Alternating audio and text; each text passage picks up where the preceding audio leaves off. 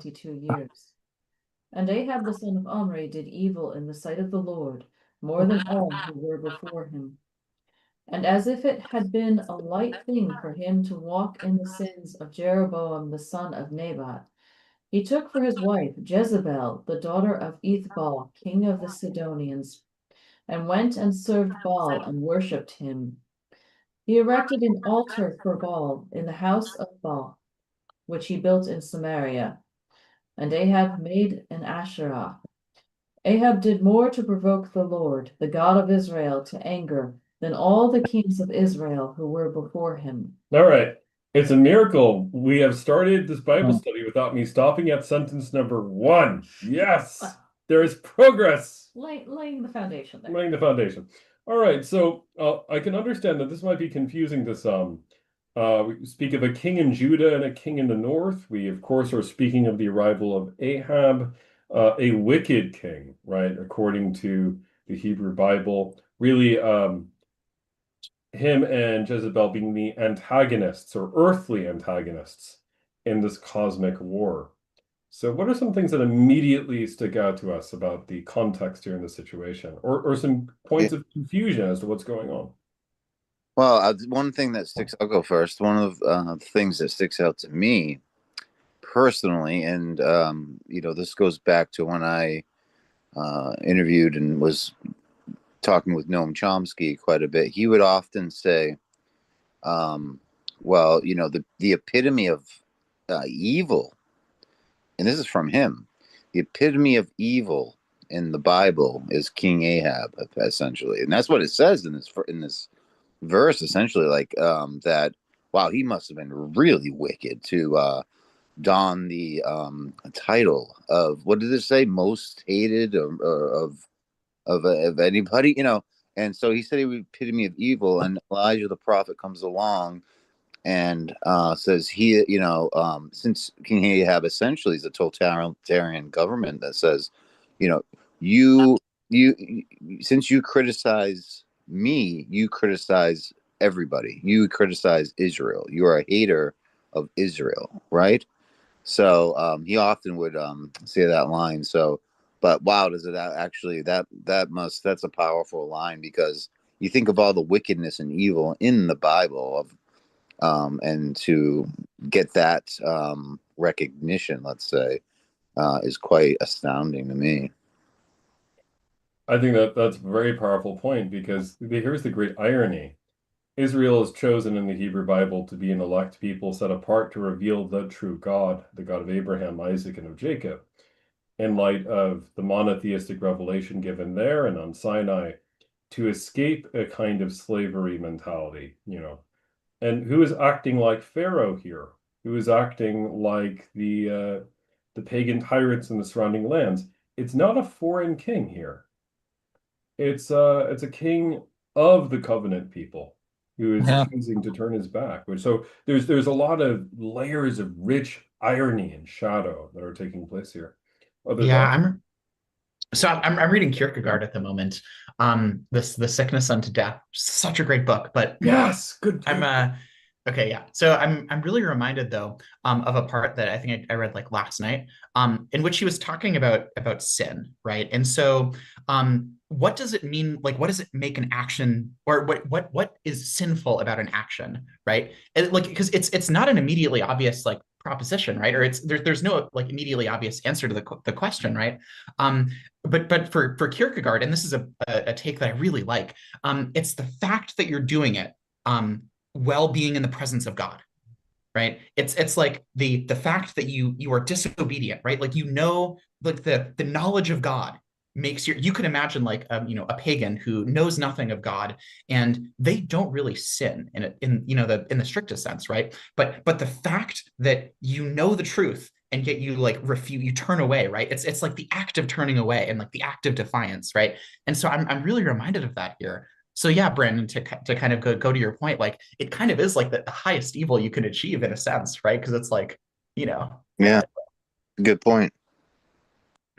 but One of the big bits of irony that certainly the ancient author would have understood here is twofold. First, the sin of Jeroboam, the son of Nebat, most will not find that to be a household name, but about 3,500 years ago, that would be a very common name because this is the king who breaks away from Solomon, forms his own kingdom in the north, right? And instead of worshiping the God of Abraham, Isaac, and Jacob in the temple, which is in Jerusalem, the enemy headquarters, the text literally has him erecting literal golden calves. I kid you not, literal golden bulls in the city of Samaria. So, of course, if we think of Exodus, right, we see that imagery at the foot of Sinai as if the same sense in which the people of God, Old Testament and New Testament, repeatedly, the people of God who say, we want a covenant, we want a solemn, binding, almost marital relationship with God, are seemingly, well, a few short minutes later, or months later, or 40 days later, or hundreds of years later, engaged in going after alternatives. And as you said beautifully, Adam, I think is rather poignant, right? They're doing so in the presence of God. They're doing so in the presence of the land. And in doing so, there's a sense in which this covenant they are espousing with their lips is beginning to become broken. And so the stage is set for a kind of tension or a spiritual cosmic war. And any other elements we've noticed here, too, that might pop up as strange or interesting in the setting? Hmm. Anything about Jezebel, for example? I was going Jezebel. to say, we have a mention of Jezebel, and I'm sure people here heard about this thing, the Jezebel spirit. It's almost like, Oh um, yeah, that's really bad. right. So Yeah. it's almost associated with almost the demonic at this point. Yeah, just the first, like, who I would like to know from John and everybody else, like, who is this Jezebel to our historical knowledge and in context of this. Yeah, according to the text, starting with the text here, because we have a lot of very strong popular traditions, right, around her. According to the text here, who is she? We're in 1 Kings 29. Sorry, 1 Kings 16, verse 20. Well, starting at 29, going to the end of the chapter. Mhm. Who is she? Oh, Yeah, go for it. she's the daughter of a king, the king of the Sidonians, Ethelbal, and so she's a princess, pretty much, of of a king that of a kingdom that is polytheistic and worships Baal, and that's kind of how the Ahab starts to worship Baal. I think is through Jezebel, is through Jezebel convincing him to follow that route. Excellently put, Chris. Excellently put. So she is a princess. You can think Ahab's thinking international alliances. Princess. She is from Sidon, right? Yeah. So Sidon is obviously, as you point out, polytheistic country. Um, does anyone remember what people group Sidon was associated largely with in the ancient world? Not in synonymously, but they were closely linked. They were a seafaring people. They were traders. Oh, the Phoenicians. Very good. Excellent. Yeah, the Phoenicians, right? Right. So huge trading sources, right? And they're influential, they're powerful. She's a wealthy princess. So if you're thinking materialistically, and she's checking off all these boxes, but her family, they're worshippers of Baal. Now, Baal, in an ancient context, who is Baal considered the god of? What are some of his attributes? Uh, don't really know. Isn't it funny that Baal is considered so well known in this text by the time this was written that there was no need for the sacred author to tell you what his profile is. It would be similar to me saying, Zeus, and you would instantly get the connection. That's how widespread this deity was worshipped in the Near Eastern world. wildly popular, right? Baal was considered a god of the harvest. So Huh. offer of rain. Now, rain is important because without rain, you don't get crops, right? God also associated with lightning or fire that would descend, right? And Baal, in order to offer this sense of harvest or this supreme gift to humanity, would sometimes, like all the other polytheistic gods of the local Canaanite religions of the day, would demand a very exacting price. Can we guess what exacting price Baal would require at the hands of his priests? Well, I know that it was common practice for there to be human sacrifices. Yes, and particularly human sacrifices of which age group? Children. Yeah. So the idea is if you need fertility in the land, that you'd give a tithe basically back to God. And of course, the biblical literature is going to emphasize this, and for Baal and another figure named Moloch, heavily, right? Archaeologists will debate, backwards and frontwards, it's historicity. I believe that this is a historically reliable account. We have found bones of children for whom we can now genetically tell that there were no diseases at the time of their death and things like that. So there's certainly, I think, good, credible witness to the fact that this happened. So you have the king of Israel, right, the covenant enforcer, worshiping Baal, which means all this baggage comes into play, right? Mhm. So once again, the relationship between God and how Yahweh keeps covenant with the people and how Baal keeps covenant with the people. Yeah. And we could, and if I had more time, I'd create a Venn diagram about how different they are. But Huh. I think it's pretty self-explanatory, my friends. I think. Yeah. God does not have people sacrifice kids. Mm-mm. No, No. no. In fact, what I would say is God in the Hebrew Bible is the defender of human dignity. Yeah. So human beings in the Hebrew image are made in whose image? God's image. Yeah. And is that just for the Hebrew people or for It's for. I mean, I would say it would be for all humanity.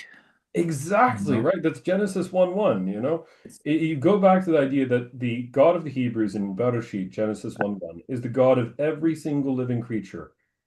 Baal is considered more of a territorial entity, quite frankly. Baal sees his servants as slaves, as Yeah. do the other poly. So there's a fundamental difference of who humanity is. Here's another follow-up question. In Israel, who is the supreme moral authority in ancient Israel? Oh, the high priest. Yeah, you have the high priest, you have the prophets. The king is not the supreme moral authority, right? It's really God working through the religious Yeah. apparatus, right? And the king's supposed to serve, God and the law. So, Exactly. yeah. So the king is subject to law. There's a huge leap forward in human development with the idea that the king is subject to Torah, mitzvot, right? And that Right. if the king breaks mitzvot, that's considered really, really bad. Yeah. Is Ahab considering himself subject to that law? No. He is worshiping Baal. In which case, the king is, in some sense, claiming divine prerogatives to himself. And Yeah. I think what you could make an argument, and many of the founders did in this country, and we see instances of this even with more, in air quotes, progressive thinkers like Thomas Jefferson, where he had some rather interesting views of inspiration when it came to the text, right? Yeah. They will actually refer back to some of these ideas as an origin of checks and balances, along with, of course, other classical sources. So it's clear that a whole method of government and of religion is at play here, which I think is really, really, really, really interesting. All right, I want to harp on it, but we're about to get messier and messier. Keep going, Sam. All right. In his days, Hiel of Bethel built Jericho. He laid its foundation at the cost of Abiram his firstborn, and set up its gates at the cost of his youngest son Segub, according to the word of the Lord, which he spoke by Joshua the son of Nun. Want to unpack that for us, Sam? That he sacrificed his oldest and youngest son to establish the city of Jericho, which was previously prophesied by Joshua when they. Yeah. And by the way, there's something really twisted going on here, apart from, of course, child sacrifice, which is horrible. Where is the bodies laid? In the town in Jericho. At the city Gates, gates. Yeah. which is a place of judgment. So they are calling what on themselves in Hebrew terms? They are calling down Judgment. judgment, right? And then the other element is it gets really twisted here. The guy rebuilding Jericho, in the text here, where does he come from? Bethel. Bethel, right? Does anyone recognize House of God. House of God, right? Like Yeah. every sentence here is dripping with sad irony, right? I promise the hero is going to show up very shortly, but it's good to know what he's fighting against. House of God. Do we know any important biblical events that occurred at Bethel, earlier? There's a great guy in the Hebrew Bible who stole his brother's birthright, and he took a little nap, and pow, he saw something that is referenced in a Led Zeppelin song.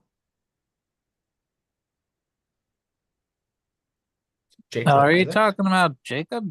Yeah, Jacob, yeah, he wrestled with the angel and got God to bless him. And you have the Jacob's ladder sequence in Genesis, right? Oh yeah. Occurring here at Bethel. That's where he sets up a pillar, pours oil, makes a covenant. So Bethel is the site of the first formal covenant between Yaakov, future Israel, and God. So the guy who comes from the town of the covenant with Yahweh is not living in union with covenant with Nope. Yahweh. Nope. That's wild, right? And of course, Bethel is also the religious center for that golden calf Samaria worship, basically, Yeah. at this time as well. So, and the reason why is in the ancient world, the calf was considered, even going back to ancient Egypt, a fertility symbolness. So, every sentence here is dripping with the idea that the people who should be enforcing the covenant, the civil magistrates, and perhaps even the religious leaders, they're Are breaking it. They're pretty much just breaking it. They're no longer upholding it at all. And along came a grumpy Augustinian monk who said, no, no. I'm really curious if there's any significance to the firstborn and the youngest son. So that seems like a very odd detail. So is like, yeah, is there any like cultural or religious significance to that? Well, there is a lot of significance to both. In a Hebrew sense, think of the beginning and the end of the alphabet, the Aleph and the Tav, Alpha and Omega, if you want to use Greek terms, so totality. But it's actually very frightening here because who gets usually primogenitor, who gets the estate in Hebrew terms? Firstborn. Firstborn, right? Now, why would you give your youngest, who often gets the kind of in Hebrew culture, who gets the double portion of God's blessing, God's chosenness sometimes, of the firstborn to be Shmuck Shmuck? Well, the youngest son gets the blessing, God's favor, I think. Yeah, look at Jacob, look at Benjamin, right, in the Joseph narrative. So it's clear here that in both human and divine terms, in the mind of the Hebrew author, I think there's real historical reportage here, by the way. I take this as historically reliable, but I think that the very mention of both is a reference to the fact that both by human and divine law of inheritance, this guy doesn't care. He cares about Yeah. the favor of his new God at the end of the day. He's sacrificing that which is most holy, I guess you could say. Yeah, well, yeah. Well, think about it. In what's God's first commandment in the Hebrew Bible? You shall have no other gods before me. Yep. Very first in Genesis, before we even get there. So do you think it was done intentionally, knowing that he was rebuilding the city of Jericho? Yeah, yeah, Yeah. yeah. Now be fruitful, multiply. Bang a gong, get it on. That's what God tells all animal life and man and woman in Genesis 2. So it's very clear that, although you're right, Adam, that commandment number 1 is being broken here in every single sentence. Uh-huh. Commandment number 1 is really being broken in every single sentence. Now, Mhm. so if we are worried about religious and civil leaders kind of worshiping false gods and worshiping themselves and leading the world astray, I assure you there is nothing new under the sun. This is a 3,000-year-old story and frankly a perennial story that goes all the ways back. All the ways back. And it really transcends, by the way, even contemporary categories. So, all right. So we got the bad guys, clearly. And let's face it, how easy it is to compromise slowly. So, like this blind man needs to look at himself in the mirror, Sam, take it away. We All right, have we're continuing in First Kings, now chapter 17. chapter 17. Introduction of a hero, finally. Now Elijah the Tishbite of Tishbe in Gilead said to Ahab, "As the Lord, the God of Israel, lives, before whom I stand, there shall be neither dew nor rain these years, except by my word." Bam! Bam! What's that? Immediate reactions to this. You mean it's not fall?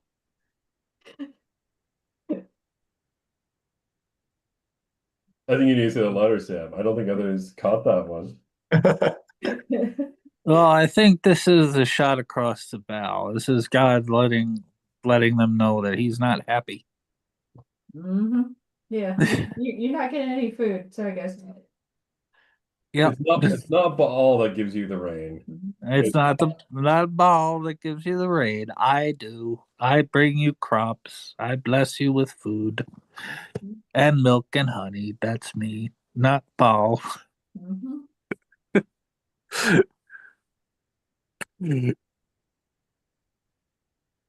Also, is there any echoes of the prophet going to the evil king that come to mind? No.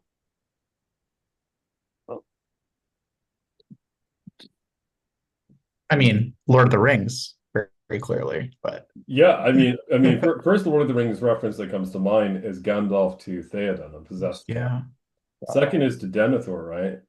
Mhm. And third Yeah, is Exodus, right? Let my people go. Yeah. interesting. Yeah. Except this Exodus is occurring not in Egypt, it's occurring in God's land, literally. So God is calling a plague on God's own land. Yep. What I'm really curious about though is that, like, I mean, so God's not pressuring the king. Like, and this I feel like was also present. I remember when we were talking about Saul, but I mean it feels like a lot of the time that the people, or God punishes the people for, the deeds of the king, right? Like the king is not going to be realistically very hurt in this instance. It's like the peasants in the field who are going to, like, starve. So I'm really curious as to, like, how you see that, John, I guess. Like, because to me it seems like just a travesty of justice, but there must be something that's, it's invisible. Oh, I have a lot of spicy takes on that one. And Uh, it's a good question, but I want to hear other takes on it. well, I mean, usually back then, the way the king worships is usually the way the people worship. That's kind of like the law of the land. That was back then. That was kind of like, if I worship this person, you worship him. If you don't, you, well, things could not be so good for you. Yeah. So I'm resisting jumping in. This is gold, Chris. This is mint gold, right? So yeah. what does that imply about the people from the highest to the lowest under Ahab? Are they simply being compelled against their will, or are they active participants in apostasies? Is the real question. But Oh like, well, but there must have been people that weren't like, Oh yeah. yeah. you know. No, and there are people who weren't, and we're gonna find them in the later chapters. God says He preserves, forget off the top of my head, 500, 7,000 who have not bent It's the nature. to Baal nor kissed Him, right? Um, those 7,000 are not only hunted down by their own government, they don't get rain either. Interestingly enough, right? So Yeah. that's very tough to deal with the question of what's just and what's unjust there when you'd expect God in the Exodus narrative. Do we remember when the plagues come on Egypt with the It children of falls Israel? on both. They fall on both the Israelites and the Egyptians, Not, except not, for the final one. not quite. So Not quite. Or the Israelites are preserved in a land where preserved. plagues are not hitting them. Ah, They're preserved in the land of, starts with letter G. It's also here in New York. Goshen. Goshen. Yeah. Goshen. Oh And, yeah. Oh okay. and the land of Yeah. Goshen. So, but it is true, right? Like if Israelites don't put blood on the doorpost, they still fall under the They curse. still fall under. Yeah. Yeah. They Right. got to put blood on the board. Don't. Well, that's because Right. Jesus, or foreshadowing of Jesus. Anyway. Exactly, right. So Yeah. what I will say is the 7,000 are protected by, non-complicit individuals. Right. What I'd say is Oh. with religious reformations, Goshen. right? I think we assume in light of Henry VIII, for example, when he breaks away from Rome, the majority of Englishmen at the time were just very, very, very Roman Catholic. And they said, okay, Henry VIII, you do what you want to do, but as long as you don't touch our monasteries, we'll pay lip service. We're not really kind of into this Reformation thing, right? And it's only after the monasteries go down that essentially there's a near mass revolt against him. Um, what's curious about ancient Israel, if you notice anything, if you read the prophets again and again, what's curious about it, and once again, this leaves a lot of moral areas of investigation for our own hearts and our own world. You see time and time again, rather than the majority saying whatever Yahweh says we will do, quite frankly, we see 90% of the people, and I'm being generous, okay? See like 90% of the people still living in a polytheistic mindset and following that mapping, right? And you see a very small remnant who are remaining basically faithful throughout the entire text. And everybody in the middle kind of swings one way or the other, depending on how the culture and how the king is flowing.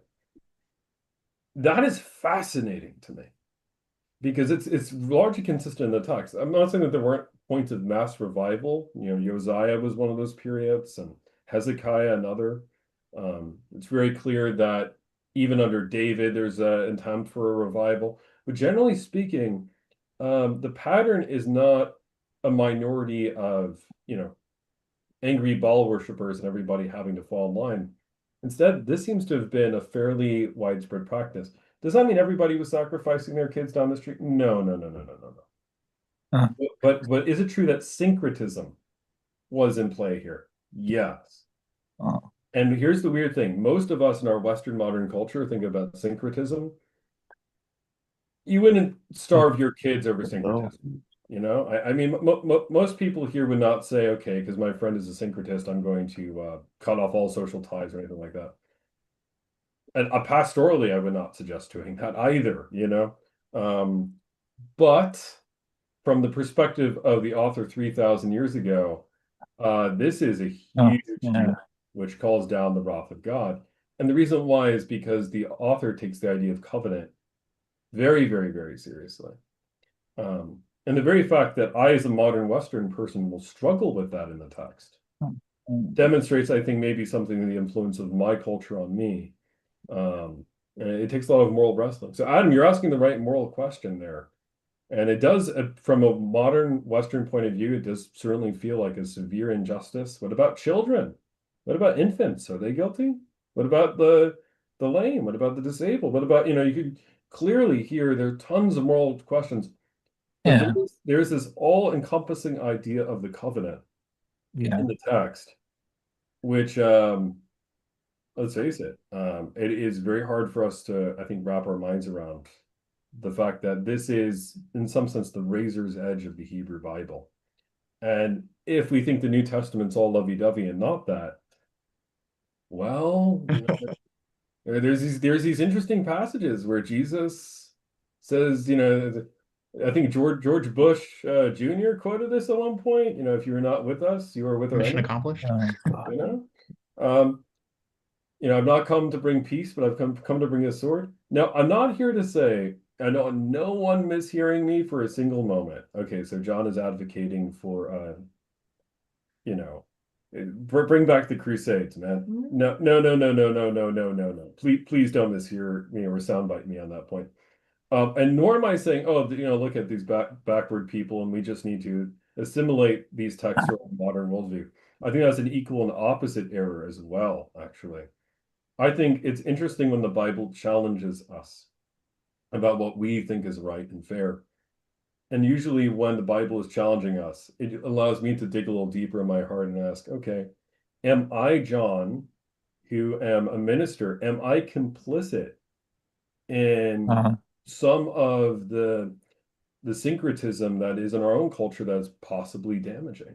Am I, who know the covenant and know the law, know Torah, know the moral law, am I responsible in some sense for letting things go along because I want to get along with the larger culture and the crowd? And the answer is, if we look at all of ourselves in the mirror a little bit, quoting V for Vendetta, there's a sense in which M.L. Durkheim, one of the earliest sociologists, was not wrong when he conflated God and culture. It's a false God, I think, who is the God of culture who we blindly obey, because Yahweh will cause us to challenge the cultures in which we live. But man, the moral wrestling there is real. And I'd say if you were an Israelite, if I was an Israelite priest living 3,000 years ago, it would have been very, very hard not to be swept off your feet by what was going on. Mm-hmm. And So it's hard for us to think that. I tremble to think like that, but this is how the culture generally was going. Yeah, I really like the comparison to modern day. Yeah. But basically, so you're saying that, like, it's about like maintaining a sense of like purity, I guess, like purity in religion and in covenant, in belief. Purity, you see, the thing about when we speak of purity, I cannot help but think of some of the Levitical laws of clean and unclean, which I think are misunderstood by, once again, a lot of modern Western thought. Because one could be in a state of ritual uncleanness but moral purity, for example, or in a state of both ritual uncleanness and ritual and moral impurity as well. What I'd say is it's a matter of fidelity. So if Israel is faithful in a marriage covenant to Yahweh, Israel's the bride, Yahweh's the bridegroom, and the bride has sworn faithfulness to her husband, and now she is and this analogy is given by the prophets like Hosea and Jeremiah again and again. So, because I understand a lot of modern criticism is going to be placed on these metaphors, but they're in the Bible. I didn't write them. If Israel is now saying, well, I'm not quite sure if, my husband, Yahweh, is going to provide for me and offer this love in this culture. Look at all these other flashy alternatives, the gods of Egypt, the gods of Assyria, the gods of the Canaanites. Let me go after them. The Bible interprets that as spiritual adultery. And what's curious is the text is really hardlined about this. There's like no wiggle room here in this text. It's interesting that Yahweh doesn't say you're cut off and you're forever lost. If anything, if you read the book of Hosea, Israel is redeemed in despite of Israel's unfaithfulness. And I'd say the same thing about the New Testament church. If you read Paul closely, Paul is under no illusions that the church is going to be this spotless, perfect, bride who never falls into sin. He prophesies, you'll have wolves in sheep's clothing and all kinds of nasty stuff in the book of Acts.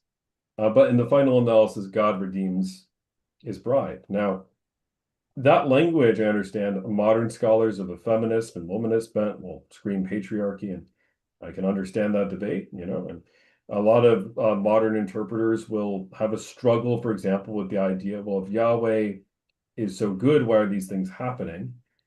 But to understand this text in its context means realizing something that we as modern people really morally, I think, have lost the ball with. And that is these agreements that are made between parties are like Pippin offering a sword to Denethor in the Return of the King. That promise is a binding promise. His words are a binding oath. The men of Dunharrow, when they offer an oath to Isildur and they refuse to follow through with the oath, right? And they become ghosts. They became cursed after they broke it. Right. They only can be redeemed when Aragorn, the king, enters into the realm of the dead. It's a Christological image, right? Yeah.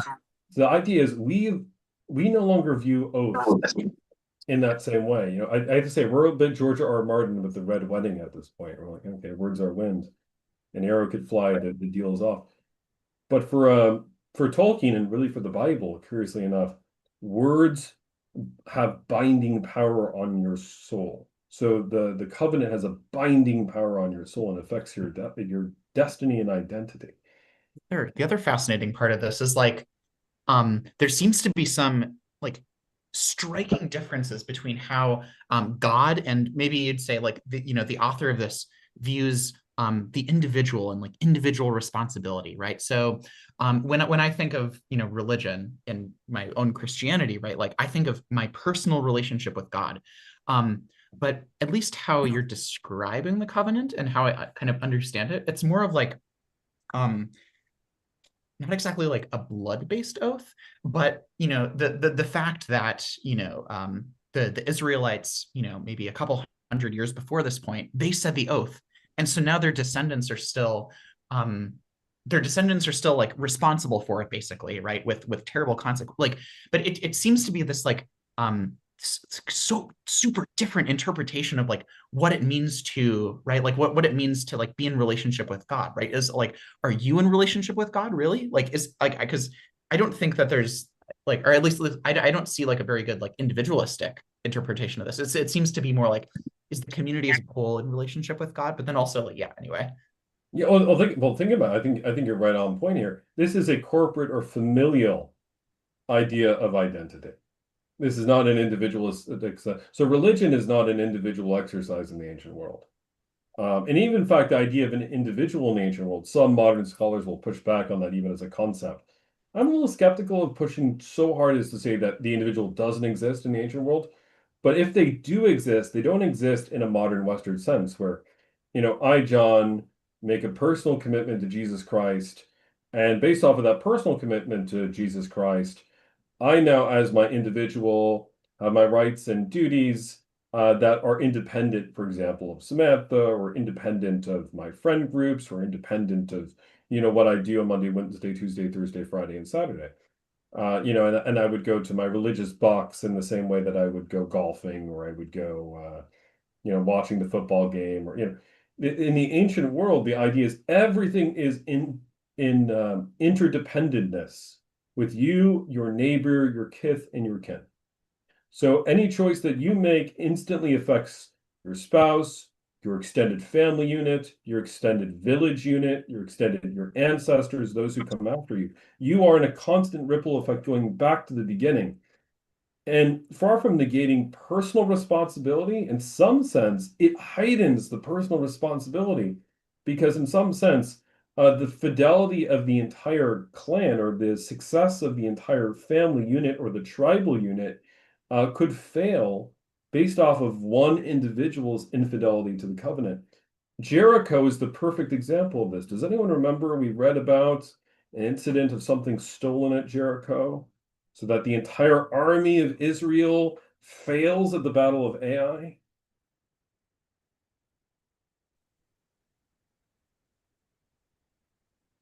Go for it, Sam. You're I mean, I remember vaguely, but in terms of the details of it specifically. God made a vow on the Israelites, and they were not to do what in Jericho when they They invaded. were not to take any of the possessions.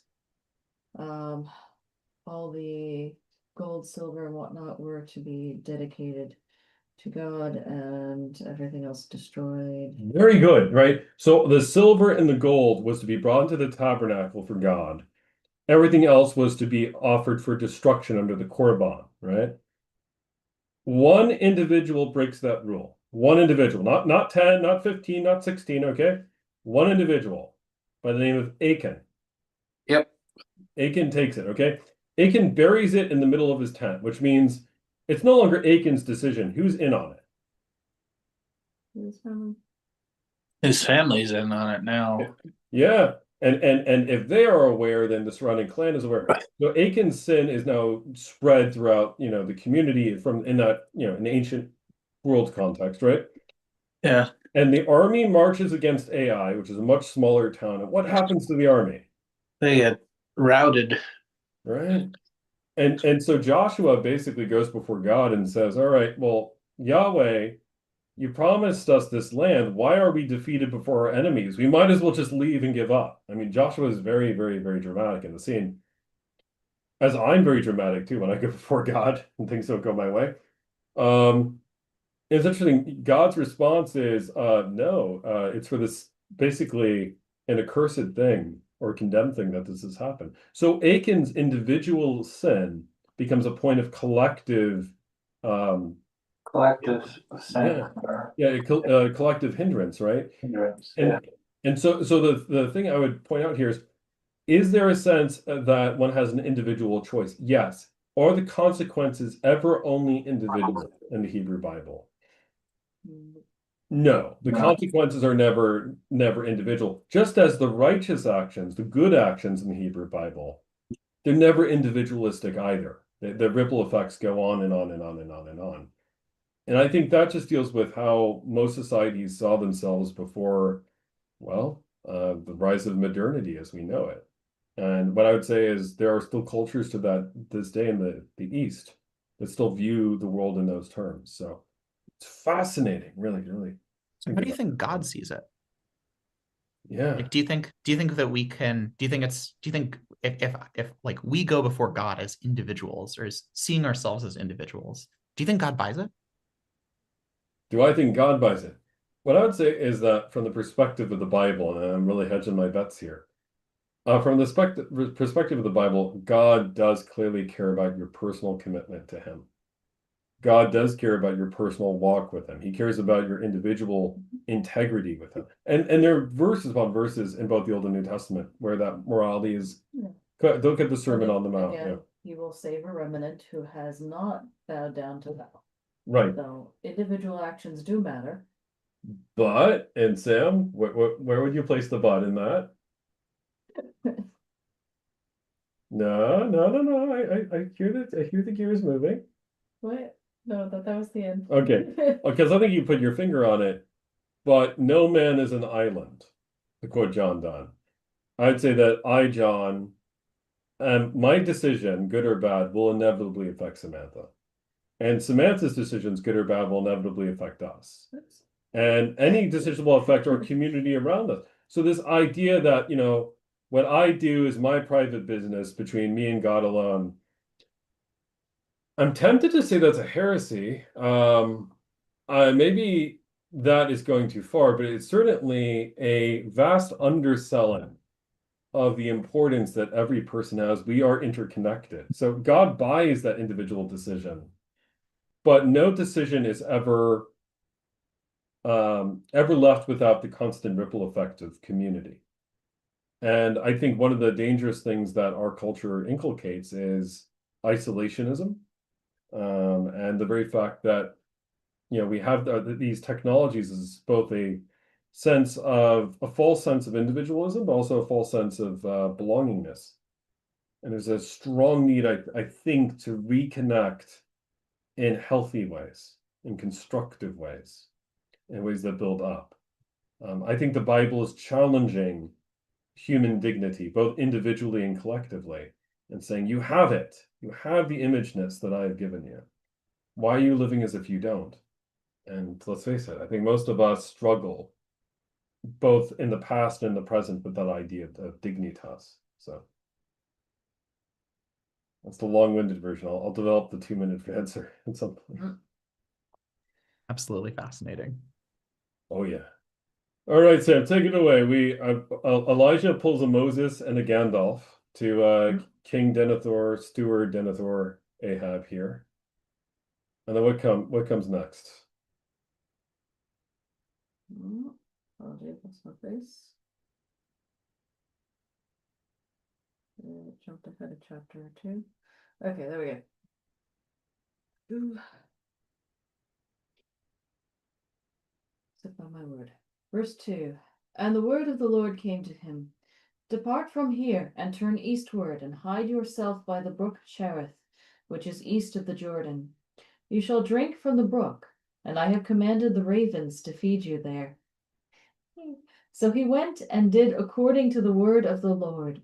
He went and lived by the brook Cherith, that is east of the Jordan.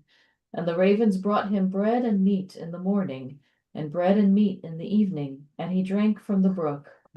And after a while the brook dried up, because there was no rain in the land. So why is this passage controversial for particularly Jewish individuals? Ravens, they're unclean. You have an unclean animal providing sustenance to Elijah. Those are cool. So in Hebrew terms, why are they considered unclean? Because I love ravens. I think they're cool. Oh yeah, they're very smart, and they'll make friends with you if you give them something. I'm haunted by ravens. They follow me. Them and crows. They sit at the window and cough. And the crows and yeah. I have a really fuzzy relationship with them. Yeah, they're good birds. But why is the author of Leviticus, for example, not always the biggest fan of ravens? Eat dead things. Very Oh good. yes, Carry on. they're scavengers. Corpses. Right, they're associated with the dead, right? Yeah. Which means, from the eyes of the government, Elijah is Oh, unclean. Unclean. Elijah is unclean. Elijah is as good as dead, right? Which is, I think, interesting. Even though through God, he's not seen that way. And then ravens also are associated religiously in the surrounding culture with. Oh.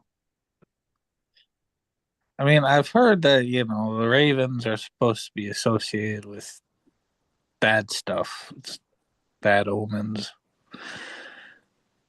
It's interesting that the surrounding culture does view them as spiritual, right? Birds are Yeah. considered as, I think of the auguries, right? They determine, so, I mean, and Odin, much later. That's what I was gonna say. Yeah.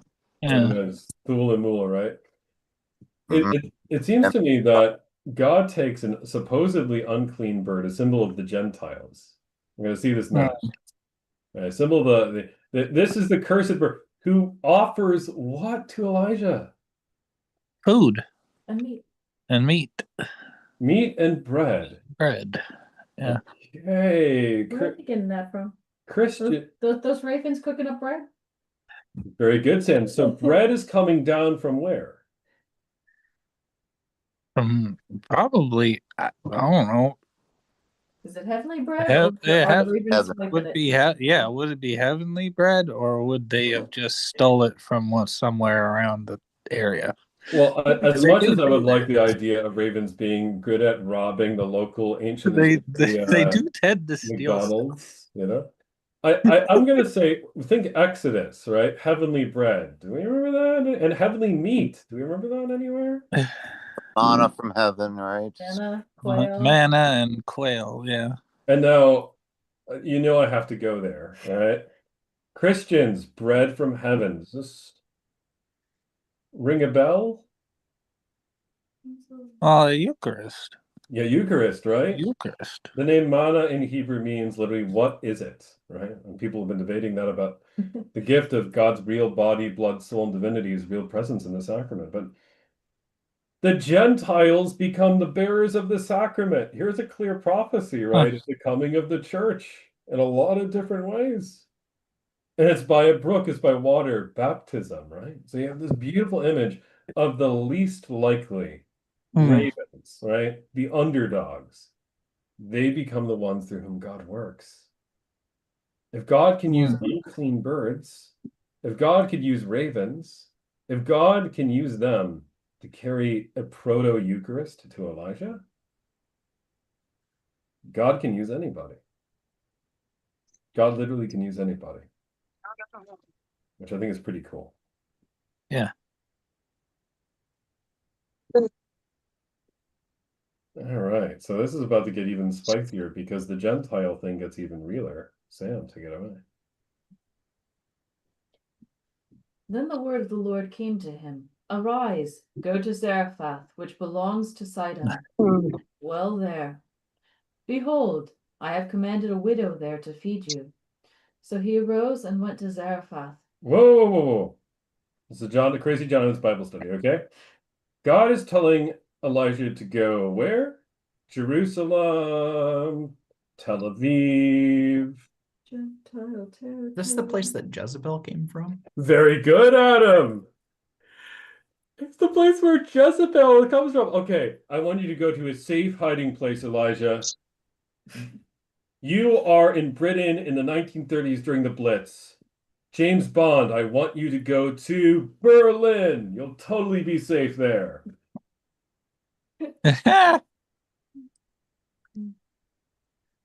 Thoughts about that for a moment?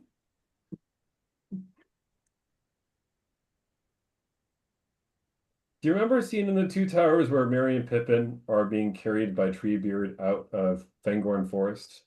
Do you remember what Pippin tries to do to get the Ents to stop being Switzerland in the war? It makes he gets them to go towards Isengard. And remember Pippin's logic, the why they should go towards Isengard? Because the closer we are to danger, the further we are from harm. Yes. Yes. They'll never suspect it. They'll never suspect us. They'll never suspect that the closer we are to danger, the farther we are from harm. May the Lord God forgive me when I see him face to face. But Jesus pulled a peregrine toque in this moment here. He pulled a severe peregrine toque in this moment because he's sending Elijah into Jezebel's hometown, the center of Baal worship. Because that's seen, there's spiritual reasons, right? But you can see what he's doing here. Gentile territory, the last place you would ever go, right? Yeah. And also, too, it's not only the headquarters of the enemy, right? He's being sent to the house of who? A widow. What's the social status of widows in the ancient world? They're the lowest. They're like very low on the totem pole. Not great. Yeah, almost down at the very bottom. And that's because, once again, their husbands can, the provider in that culture is not. Providers, their culture. Yeah, the husband provides for them, and if they don't have the husband, they The can't. children, but if the children aren't old enough. Yep, the children are not old enough; they can't provide for themselves. And symbolically, it's as if the nations that were seemingly widowed by Yahweh at the Tower of Babel, according to Michael Heiser, well, Yahweh's coming back for his Gentile bride here, which I think is another beautiful mystical reading. Yeah. All right, so let's see Obi-Wan Kenobi, I mean Elijah, showing up in Tatooine. See how this goes. These aren't the droids you're looking for. I do not obviously look like an Israelite prophet. Please don't kill me. All right, Sam. So he arose and went to Zarephath. And when he came to the gate of the city, behold, a widow was there gathering sticks.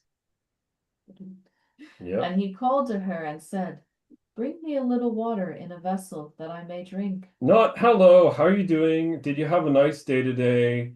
Get me a drink. Yo, get me a drink, girl. Okay. Okay. Maybe it was softer. Maybe Elijah is played by Liam Neeson in this movie. But there's no pleasantries. Like he's like, can you get me a drink? Although that should remind you of something. Get me a drink.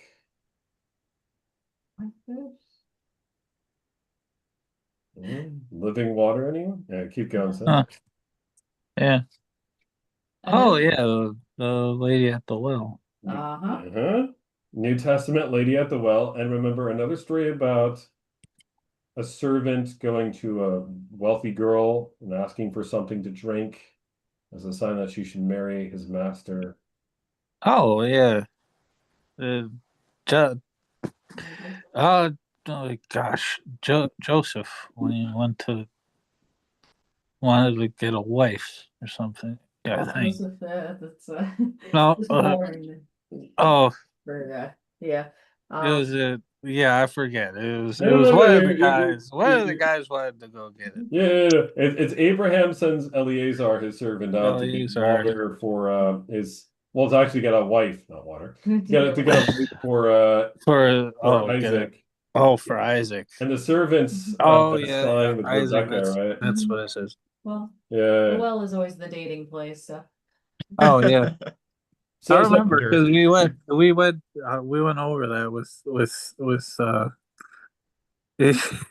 pastor called it his pastor called it the Tinder of the 2,000 years ago. Match.com. You go to the well. Yeah. So I just want to point out here how spicy the language is. Here's a widow, right? And here's in the whole Bible, Elijah's unmarried, an unmarried dude. And he goes to the girl in the Semitic world. You got any water? You know? It makes you wonder what's going to happen next. Quite seriously, right? Is he flirting? Interesting. Flirting, right? So it is Obi-Wan Kenobi flirting with and I'm gonna say that a spiritual marriage is about to take place, not a literal one, more biological one, a spiritual one. Spiritual, yes. Yeah, I think there's like a certain celibate Jesus and a woman at a well, which I think is interesting. So, as for water is also a sign of spirit, right? So, all right, Sam, take I it think away. oops, sorry, can I? Oh, no, yeah, Adam, go for it. Oh yeah. I think there's a really interesting parallel. So the place of the gate, right? So if we remember back to like the when they were talking about like Jericho, right? Like they like sacrificed the one king like sacrificed his son to like build the gate, right? Or like to rebuild, but he killed the son specifically at the gate, right? And then we see a widow at the gate, right? Which I feel like there's some sort of like symbolic there's some sort of like symbolic unity there, right? Like there's like the mad king that sacrifices, and then there's like the widow who like symbolically like kind of has to deal with, you know, like the sacrifice of her husband, you know, or like the death of her husband. Right. So it's a place where like it's a place where God is killed in one sense, right? Or like where faith is killed, but then it's again, you know, later the place where like faith is rekindled. Anyway. Yeah. Adam, you are awesome. You are on point, right? The gate is the place where the crucifixion occurs. God is killed. The infant is killed, right? The child is killed. Faith is murdered. The state becomes faith. Faith becomes the state. Very dangerous stuff. And the gate here is also where the empty tomb, the resurrection happens, in a sense. Death to life, you know? Yeah. The widow shows. No, Adam, you're right on. A parallelism is definitely going on here. A parallelism is definitely going on here. All right, so yo, girl, drink. I'm sure Elijah was more Liam Neeson about it. I'm sure there's more Liam Neeson about it.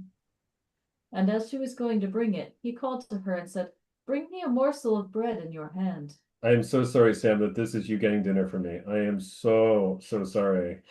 I was like, hey, sweetheart, can you get me some curry? While you get the curry, could you also get this? Oh, by the way, can you also get that? I am so sorry, Sam. Samantha finally gets to bring her dish over, and John's like, "I'm done. Can you give me seconds?" I love you, dude. I love you too. I love you. But it's funny, like she hasn't even left, and he's already asking for bread, which is interesting, right? Okay. And she said, As the Lord your God lives, I have nothing baked, only a handful of flour in a jar and a little oil in a jug. Well, let's stop there. Who does she swear by? As the Lord. As the Lord your God lives, the God of Elijah. Why do you think she does that?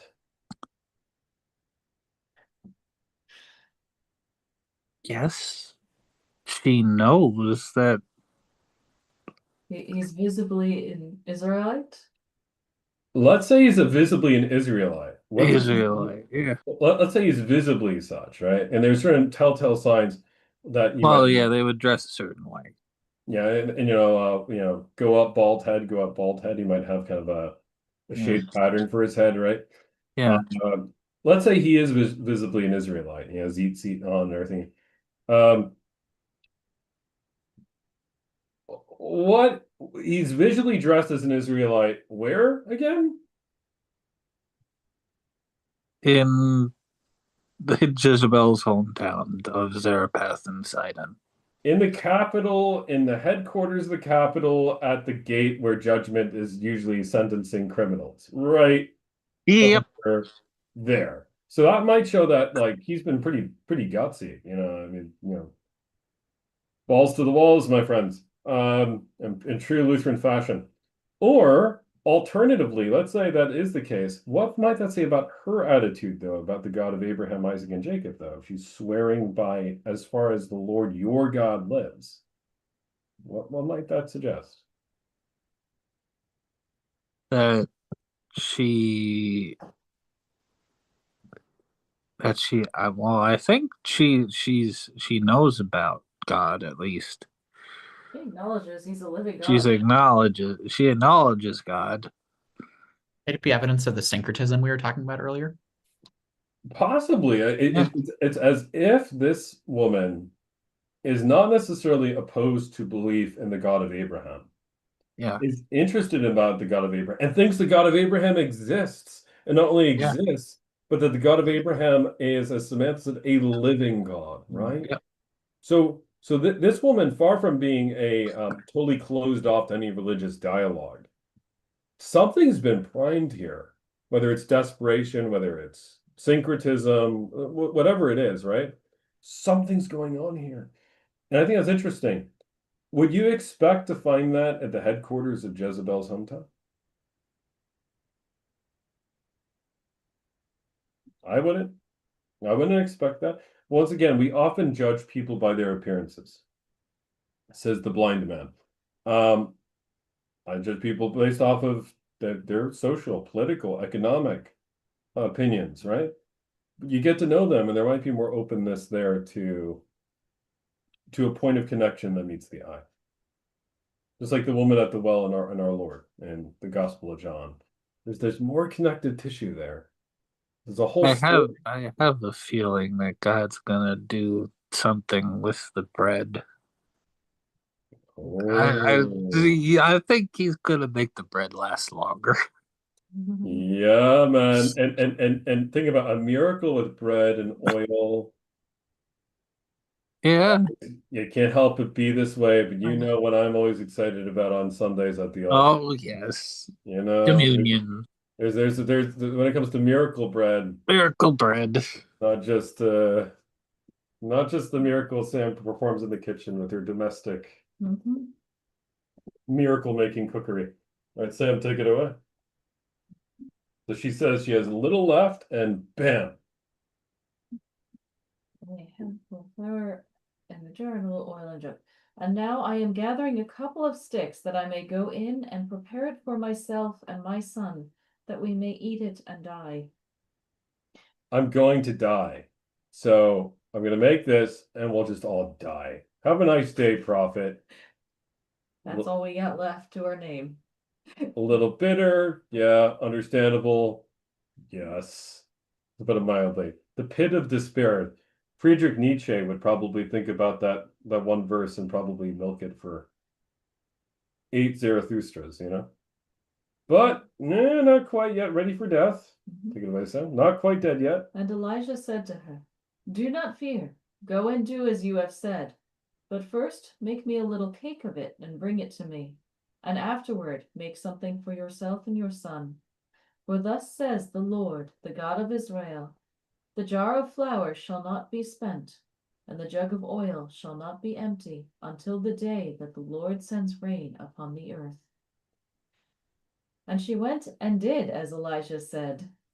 And she and he and her household ate for many days. The jar of flour was not spent, neither did the jug of oil become empty, according to the word of the Lord that he spoke by Elijah. Yay!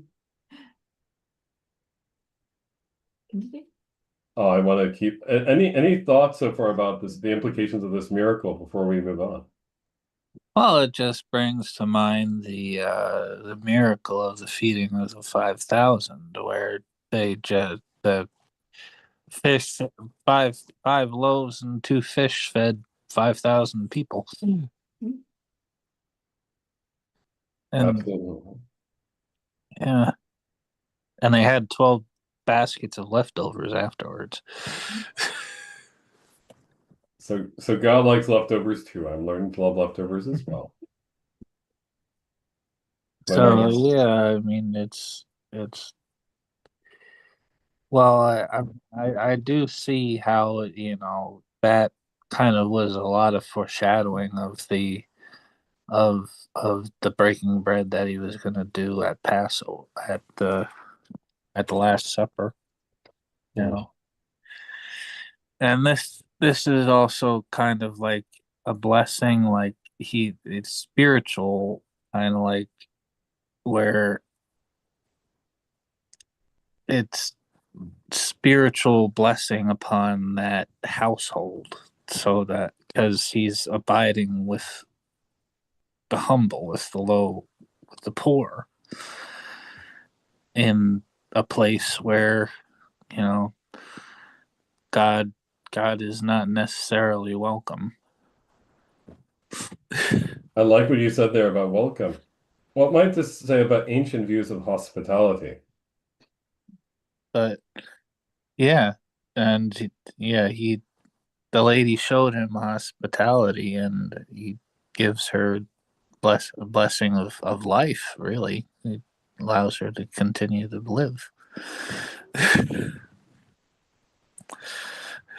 It's interesting in Homer, you realize the guest gift, right? If the guest shows up, you give something.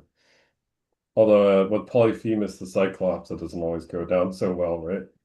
Yeah, And, who usually shows up in hospitality narratives in the pagan world? Who usually shows up in disguise at the front door? huh. Is it the gods? The gods, right? The gods usually show up in Yeah, disguise, you know?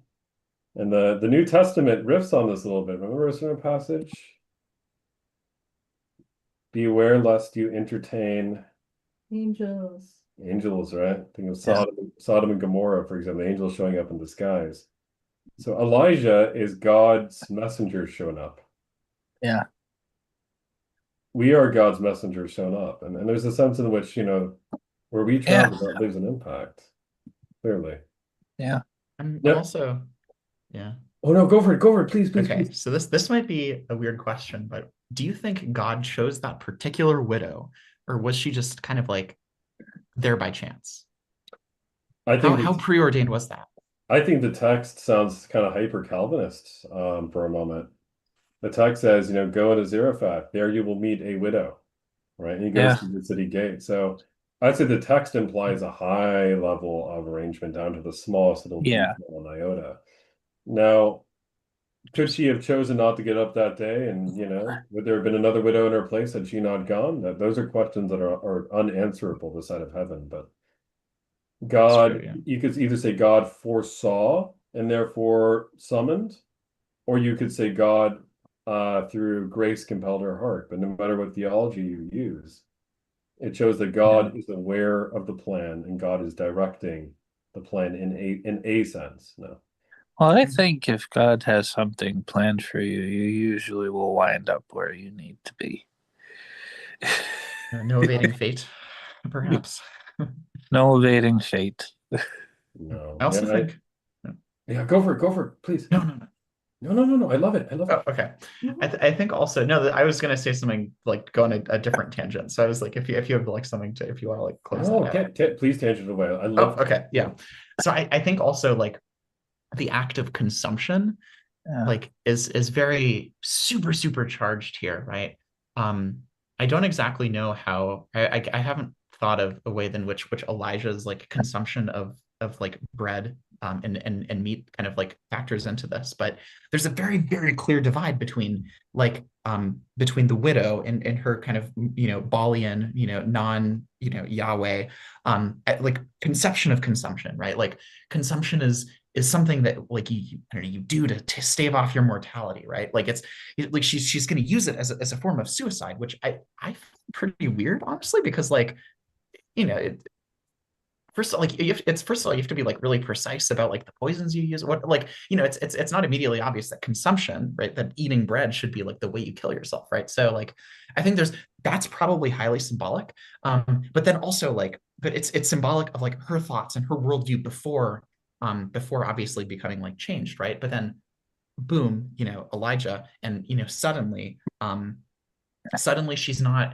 like she's not eating to die in the same way. She's eating to live, right? Which I think also like obviously like parallels with like obviously what Jesus says, right, in the New Testament, um, right, about like like being the bread of life. But yeah, so I think like that's the Yeah. change in the worldview around consumption kind of it like highlights like the Jesus theology. But yeah, anyway. Oh, I think you're geniusly echoing something in the Greek that most people miss in the Lord's Prayer. Give us this day our daily bread. Sam, the Greek. What does the Greek say for daily bread? It's a unique word that translates kind of supernatural. What was the exact term? Just go. No. You did good with your Greek class this week. It's a hyperousios. Hyperousios. Um, hyper means what toddlers are on sugar and what John is in a rosary gift shop with Bibles and at the bar. Hyper, we all understand the idea of super a lot, to the highest extent. Ousios. Ousios means substance, nature, what makes a thing a thing. So it means super substantial bread, hyper substantial bread, bread that is everlasting, eternal bread, eternally nurturing, eternally sustaining, right? That is the view of God feeding us, God nourishing us through a bountiful feast. You're stuffed to the gills. The water is turned into wine. There's so much wine, everybody's plastered at Cana of Galilee, right? It's the idea of this unending feast. There's so much, there's 12 baskets left over for the feeding of the 5,000. God of abundancia, right? Abundance, right? More than enough. Is that how we think of our material resources in the natural mind? No. The woman here thinks she's going to eat a little bit of bread, and she thinks that's all the bread she's ever going to have left. She has $20 in the bank account after she goes to Keep McDonald's. in mind, if there's no rain, you don't have production. Costs have skyrocketed on food, and she's only got a handful of flour. She's going to go to McDonald's, get the 3 Big Macs, and then she's going to roll over and she's going to die because, man, it doesn't sit like it used to. And after the nausea, Well, but sincerely, what's going on here is a view of scarcity, abundance versus scarcity. And in the natural, she has every reason to be terrified. And she's also coming from like a culture of death, it seems like, right? Very good. Go for it, Brandon. Go for it. No, that's about it. And it just seems like that has infected even the heart of a mother and a child, which of course the Madonna and the child would come along and um, maybe recant that, but or undo that. But so she's coming from. It says a lot about the culture in which she is, the widow that is coming from. There's no husband. There's a breakdown of the family. There's a culture of despair, and on. It's just it says a lot there. No, that's brilliant. Would you be willing to expand upon the idea of a clash between a culture of death versus a culture of life, particularly Elijah as Yeah. an agent of that culture of life? Because I think that's Yeah. exactly the culture war that's going on then, and you could also say possibly now in a lot Yeah, of. I was gonna draw parallels to now. I mean, of course, I mean we have a culture of death out there versus a culture of life that I think the people here represent. But we do have a culture out there that sees life as a just you want people isolated, like you said earlier, John, and in despair because they're much more controllable, and so on and so forth. And Elijah representing God essentially, and and his message is the antidote to Yeah. that spell, the undoing of that spell, the reenchantment of God and His abundance. My friend and mentor, I have never been more proud of you. That was most eloquently and beautifully said, right? Thank you, John. Okay. Now, an idea of the mother and child versus the anti-mother and child. She is being driven not because she wants to, right? She loves her child. She loves life, but she's driven by the culture around her, infected by the culture, into a place of despair. She's become and thinking of death, almost unmotherhood, right? The best thing she can do is make a meal, roll over, and die. And yet, the interesting thing is, what are the first words Elijah says after he says, well, after he hears that she has scarcity? You say that louder, Sam. Do not Oh, fear. yeah. Do not fear. Who says Yeah. do not fear? And throughout the Bible, what kind of people? Angels, messengers of God, Yeah.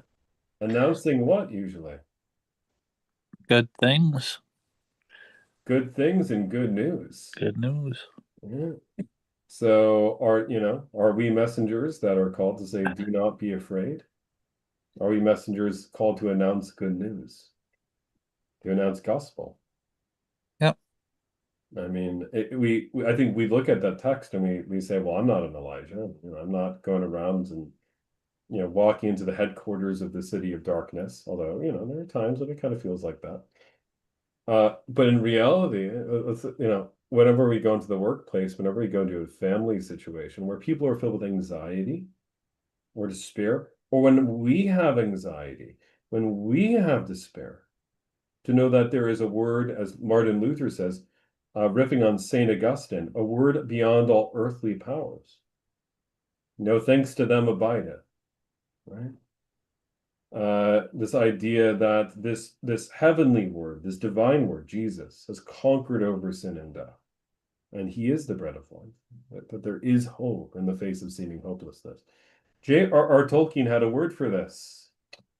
Brando, do you remember the word? The idea of the sudden turn from despair to hope at the last minute. You catastrophe. Yeah. And where do we see you catastrophe in the Lord of the Rings? The biggies. Everywhere. The Eagles, of course, and of course at the very end, at the cracks of Mount Doom. Yeah, right. Uh, The Eagles, the Crack of Mount Doom. The biggie, of course, that Tolkien is riffing on there with the Crack of Doom, the Eagles all the time is, ultimately echoes of resurrection life. But here in this woman's life, this Gentile's life, this enemy's life, this stranger's life, this woman in the headquarters of the cultists of death, God chooses her for life through something as simple and ordinary as her responding in charity to give water. Limited resources. She doesn't need to give it. She's giving some out of her scarcity. She generously is giving water to a person belonging to a people group who her culture identifies as the enemy. Also, John, remember too the importance of hospitality in Tolkien. Gandalf barging into Bilbo's house with the dwarves, and he has to get all this dinner and all these cold chicken and pickles, and take that, take this. Gandalf is giving the command. So, how about that old chicken over there, the cold chicken? Get that. How about this? How about that? I mean, Bilbo doesn't want to do it, but he does it. But it's all about hospitality, entertaining angels unawares. Mhm. Yeah. And Mm. actually, Brandon, that's a very powerful point. In the early chapters of The Hobbit, because I can say this since all here are very well acquainted with The Hobbit. Does anyone remember the mental attitude of Bilbo as he's trying to get all that stuff for his guests? Is Bilbo thinking warmly and lovingly and generously how he cannot wait to serve these strangers at the mat? Nope. Definitely not. He's a little flustered. Confusticated and bother these dwarves. Yeah. Samantha had to look up for me the definition of the word confusticated. Confusticated. That's a Joycean. Mhm. Such a delicious word, confusticated. I mean, this is so good, right? Um, you know, he's doing a virtuous thing, a holy thing, but he doesn't think in that moment, as if he's hovering 4 feet off the ground, right? Mhm. He is acting in a rather human way, which is I'm struggling to do the good thing, the right thing, the noble thing. But he's doing it anyway because, quite frankly, he's put on the spot. But also, too, I think ultimately Bilbo knows it's right. That's Yeah. And a powerful moral lesson could be found here with this widow. When the stranger asks for water out of her scarcity.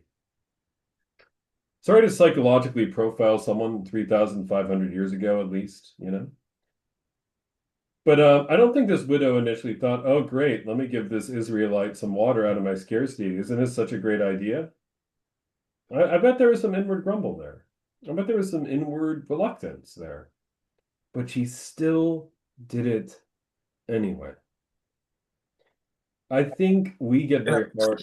We get hard on ourselves, to be honest. We say, well, if I was, a true messenger of God, wouldn't I just instantaneously? Luther and St. Augustine are right in the sense that all baptized are saints, called to be saints, right? Holy in Christ. We're also sinners. We also wrestle with that original sin, with sin nature. And through that wrestling, we who wrestle with God, God's light comes shining through. Very, very beautifully. Any thoughts about that or any other tangential points? Because there's a lot of great tangents here. That's really juicy. Yeah, I think it's fascinating, and as you're saying, like to kind of like psychologically like profile her, like would she have done this? Like would she have given if she was not in desperation? Like I think there's a case to be made. Oops, sorry. Can see that I'm kind of lagging. Can you hear me? No, you're Yeah, awesome. okay. No, keep going, keep going. Oh, okay, yeah. So I think there's actually a strong case to be made that she's not like she wouldn't have done this if she was like obviously we could never know, but it feels like the desperation is part of the point, right? Like she is willingly about to just kill herself and her child, right? And that moment is like the lowest that anyone can sink, right? It's one thing to kill yourself; it's another thing to kill your child as well, you know. Good night, Ron. Ron just said good night to everyone, but so like, she is at the like absolute nadir of what a human can experience, right? Of what a human soul can feel. And so I like, is it really like, and so I'm not sure like, and I think that might have made her like, so in some way, like more generous, right? Just kind of like, like, oh, everything is gonna, like I'm gonna die tomorrow anyway, so like why not, um so yeah, because like I think the other part of the story is it presents such a strong contrast against the kings that it was talking about in just the last chapter, right? The very end of the last chapter, right? The kings who like presumably are well fed, right? Even when the widow is struggling and everyone is going through famine, right? And I think there's like partially a maybe we can think about her as like the kind of the anti-Jezebel, right? Like Yes, the very woman good. who Go, go, go. Do it, do it, do it, do it. How is she the yeah, anti-Jezebel? This is brilliant. yeah, like the woman who wasn't struggling, right? Or so the woman who wasn't struggling was, you know, paradoxically not generous, and the woman who was struggling was generous, right? And so the first shall be last, right? And the last shall be first. So yeah, I don't know. For the So yeah, I times don't know. So that yeah, are that's I guess that's changing. Yeah, no, go for it. You and Bob Dylan in the Bible agree. Go for it.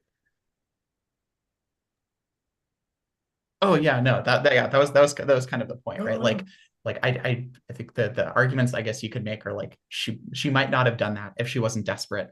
There's kind of like a spiritual like a spiritual significance to her desperation, right? Like it makes her more open to God in a way, kind of like the no atheist in the foxholes principle, right? And then also like through this we can kind of see her as kind of an anti, as like a foil character to Jezebel. But yeah, kind of like the main points that I was trying to make. Think of if you read St. Augustine's Confessions, or if you're familiar with the life of Luther or John Wesley, it is a common narrative in the Christian life. Before one comes to Christ, when one seemingly has lost everything and is at the lowest point and knows that one is incapable of rescuing themselves and cannot stand before a just God, self-justified, right? There's the opening up to the fact that one needs to be rescued by love, by God himself. And only God can come and offer that kind of aid. It's because she is desperate, because he is desperate, in a sense, that both are capable of receiving the gifts of God, the unmerited grace of God, right?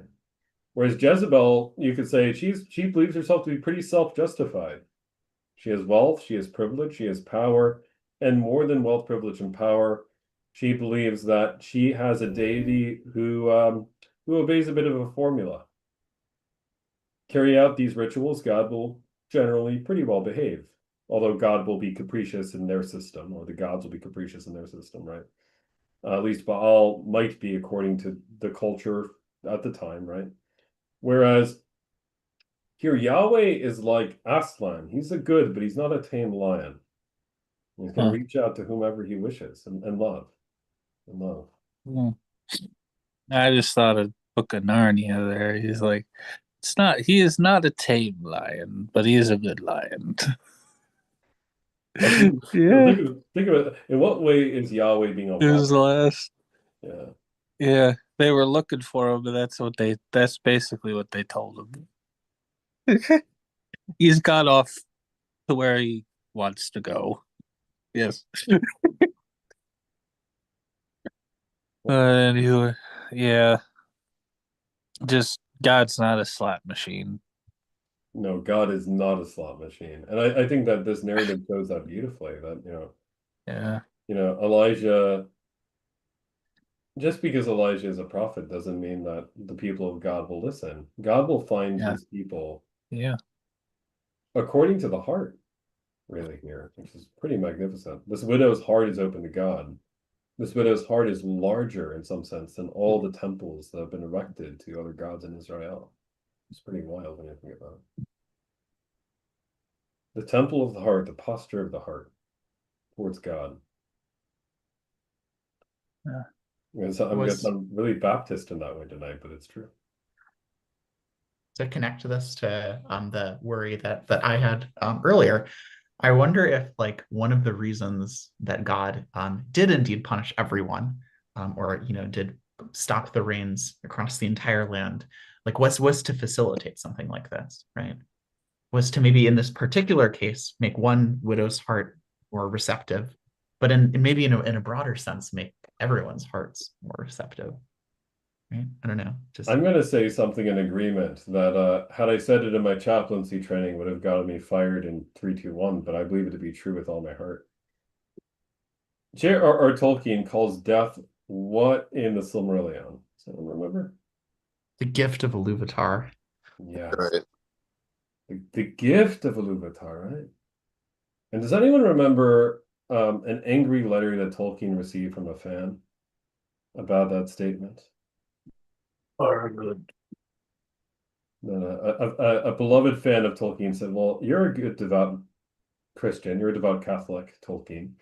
How can you possibly call death what the Bible calls the wages of sin, right? How can you call death a gift? Brandon, I'm pretty sure you remember the answer to this. What was Tolkien's quippy comeback to that? Oh, it's something. What God's sufferings aren't gifts? You tell me, John. No, you're right there. Which of God's punishments are not gifts? That's it.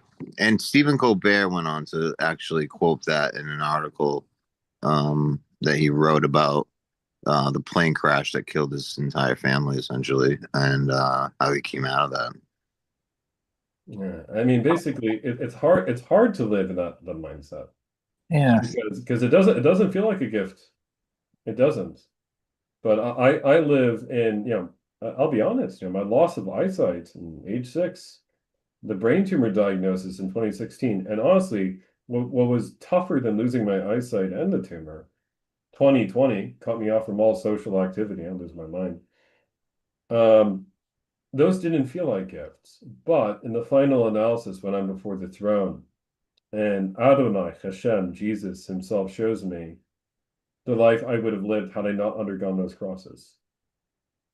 And it demonstrates the alternatives, the how it would have been narratives. I think I'll fall on my face before God in all sincerity and say, Lord, you are right and you are just. And these were gifts. Hard to believe that in the middle of the way it feels and the shortcomings and limitations. And to be honest, one can intellectually grasp that, and the heart might take some time to get there. And frankly, maybe the heart won't catch up until eternity, or maybe the heart already is there, but the mind wrestles with that. And that's okay. That's okay. It was hard for Job, right? Yeah. But what we do know is the cross is a mystery. And I thank God that God knows what it means to bleed, because the God we serve understands suffering intimately. Yeah. Well, there's also just reading Paralandra, the second book in Lewis's space trilogy, and Ransom, the character modeled after J.R. Tolkien, meets the Green Woman on Paralandra, and she does not see death. She's basically an Eve on that planet, and she says something like, which of the waves of Maladil, which is God, which of the waves of Maladil are not gifts, or something close to that. So it's talking about that same topic and point. Do you remember in Palandra, Brandon, who the serpent figure is in that Garden of Eden? That's Weston that gets turned into sort of frog-like Milton-esque figure as he's crouching and smiling, and dresses her with robes and tries to tempt her. And that, I think, C.S. Lewis wrote the book to create that scene where Ransom enacts righteous vengeance, which I don't think can occur in a fallen world, but might be able to occur in an unfallen world. Because, yeah. And I love how Dr. Peter Crave from Boston puts it, Boston College, the great Roman Catholic theologian, in this narrative, when a human being from a fallen planet arrives in an unfallen world, the inevitability is the fallen human being is going to play Lucifer in that play. Yeah. Because, the ultimate element is it's Boromir. It is a gift to the sons of men. Why not use this ring? My father has long kept the armies of Mordor at bay while your lands kept safe. Give Gondor the weapon of the enemy, right? The idea is the means justify the ends. The idea is utilitarianism. Utilitarianism, yeah, pragmatism, yeah, exactly right. And basically, the ring of sin presents itself as utilitarianism to us every day, because according to St. Thomas Aquinas, back to the question of sin in the beginning, keep in mind, I believe that the Bible's covenantal understanding of sin is core and central. But Aquinas is a genius, right? I mean, no one can deny this. And he's Saint Thomas Aquinas for a very good reason, right? Oh yeah. Someone remember? I think Brandon, you probably knows. What is Aquinas's definition of sin? To choose. Oh, I think. Oh, ooh, I was just reading this. It's good. It's very good. Very good, man. It's separateness from God is very much an Augustinian understanding, right? So the idea is like a privation of the good. For Aquinas, sin is to choose the lesser good over the greater. Uh, So no one basically, from Aquinas's point of view, no one is thinking to themselves, I want to overtly do an evil thing. From Aquinas' point of view, right? The idea is, oh, well, I'm going to choose this pleasure right now, or I'm going to choose this seeming gratification now, this lesser good now, because it should fulfill the place that the higher good ought to. There's a way of putting that in biblical terms, to choose another God, right? To elevate a lesser good to the good that only God should be able to hold. Really interesting. That whole thesis could be written on Aquinas and idolatry. Really, really interesting stuff. John Calvin once said this, and I believe it to be true, that the human heart is a perpetual factory for idols. That is very, very true. I also think that the human heart is an endless theater for God's constant love and communication as well. And how do we hold that in balance, I think, is a question of how far we think original sin goes, for sure. All right. Any other thoughts before we end on prayer requests? I want to make sure I give Sam some time for.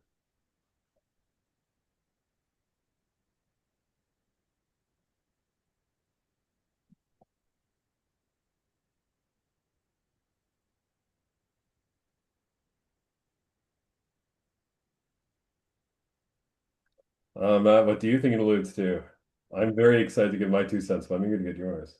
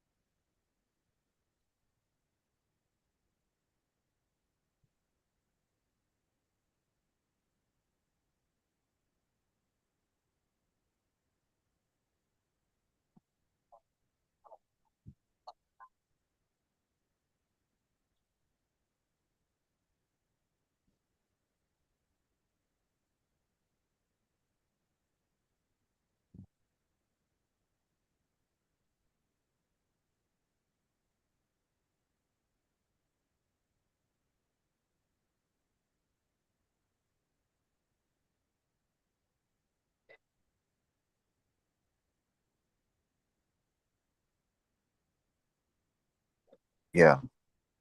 Might I, I ask Matt then, would that mean that if on earth as it is in heaven is preparatory, are you suggesting it is a kind of purgatorio, climbing the mountain towards union with God?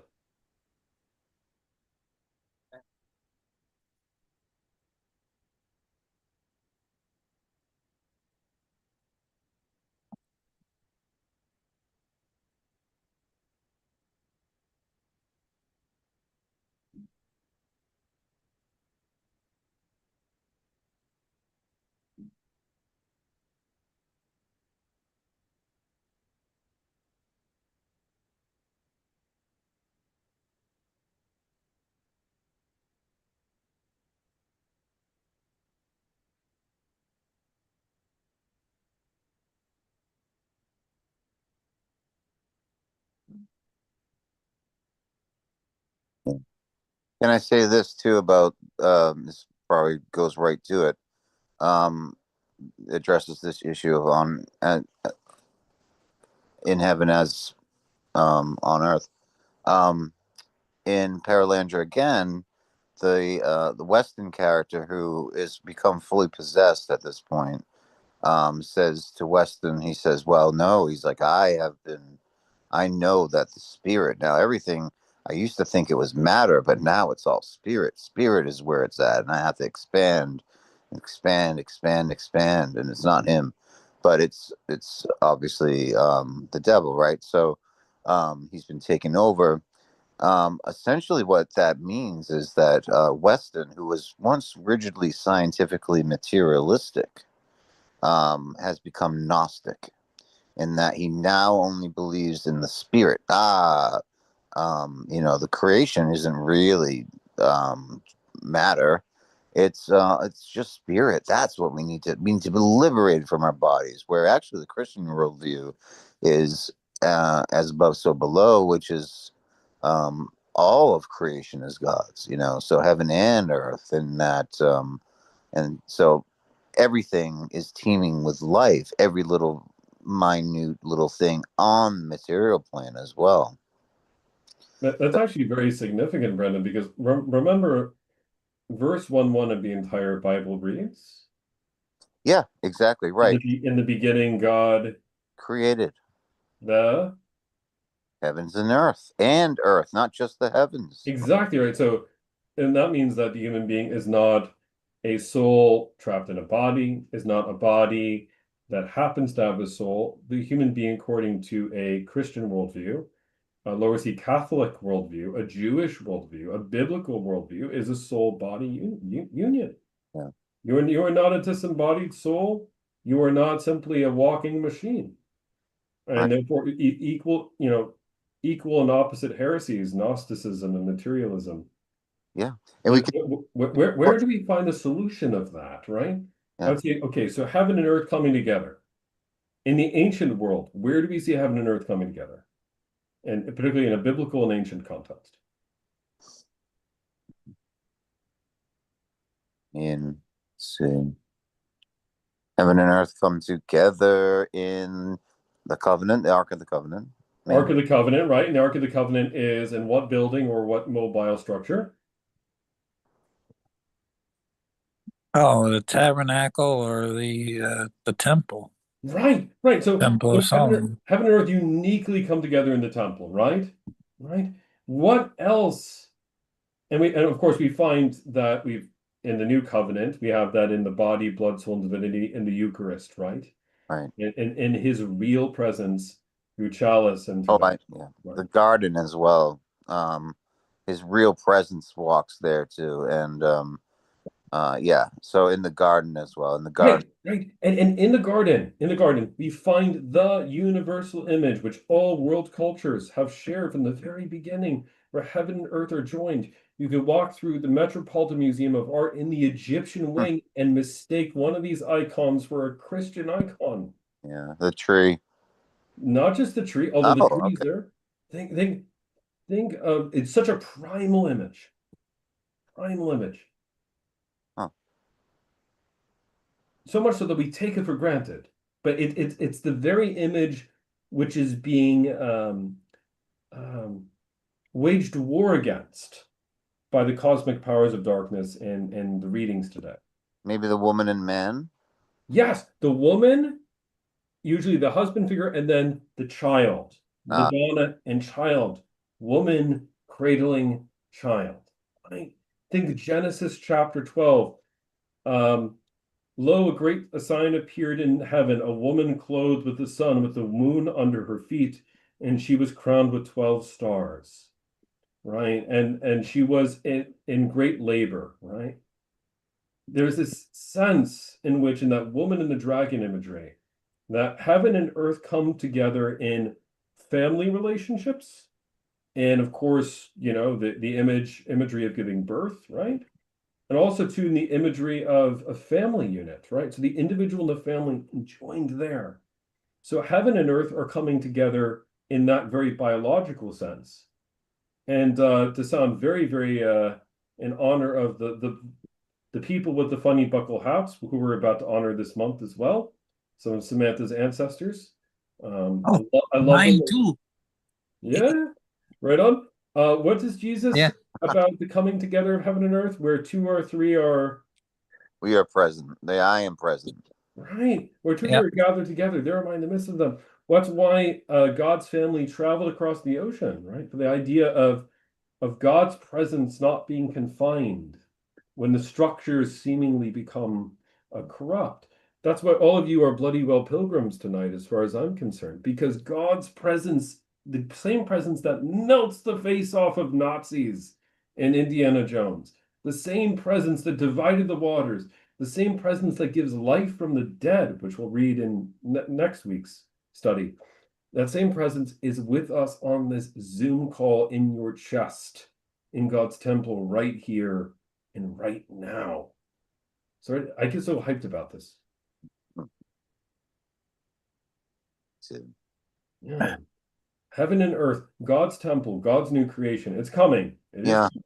But it's Also, oh, just before we move on, real quick, Yeah. I just want to say too, just because Paralandra's on my mind. Yeah. I mean, that book was written in 42, 43. Can you? I mean, a striking critique of not just postmodernism, but of transhumanism at the time.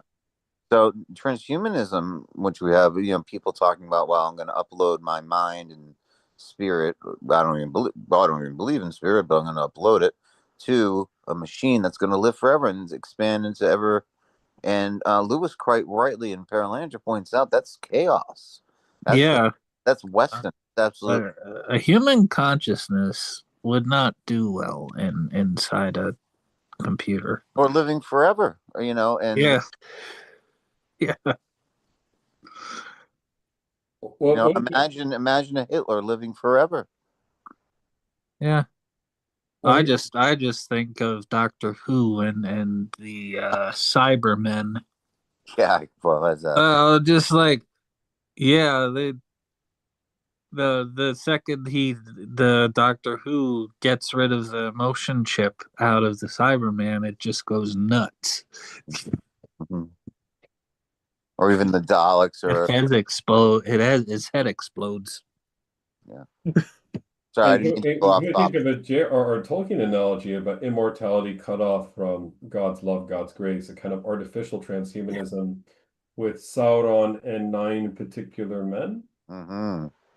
Absolutely. Yeah. Or like Bilbo says, but butter scraped over. Not too much bread. Too much bread. I think a great way to, if the ring wraiths could tell us their personal biographies, it would be The Hollow Men by T.S. Eliot. The idea that these are men who have become hollowed, emptied, emptied and emptied and emptied, because they've stretched on into eternity without nature as substance. Mm. Yeah. You know, what is hell if not excommunication from love? Yeah. Mm. And what is excommunication from love if not being absent from one's own self? Augustine says quite plainly, Lord, where can I flee from your love? If I enter into the heights of heaven, you are there. If I travel to the ends of the earth, you are there. If I make my bed in the netherworld, you are there. Lord, whither can I flee from your love? It is all about me. It was not I who was absent from you. It was I who was absent from myself, from my heart. Our hearts are restless, O Lord, until they rest in you. What late have I loved you? Way most ancient and most new. And that's interesting, right? Because I think we assume that self-actualization in our culture, self-definition, self-actualization will make us happy. And in reality, self-actualization without a reference point is no definition at all. There has to be a reference point somewhere. Somewhere. Now, the theist, the one who believes in God, clearly has that reference point. But then the question comes to the argument of the ancient world, not which reference point, but really which God at the end Yeah. of it. Right. And to quote Dr. Peter Kraft and Chuck Missler, you become like the gods you worship. Hmm.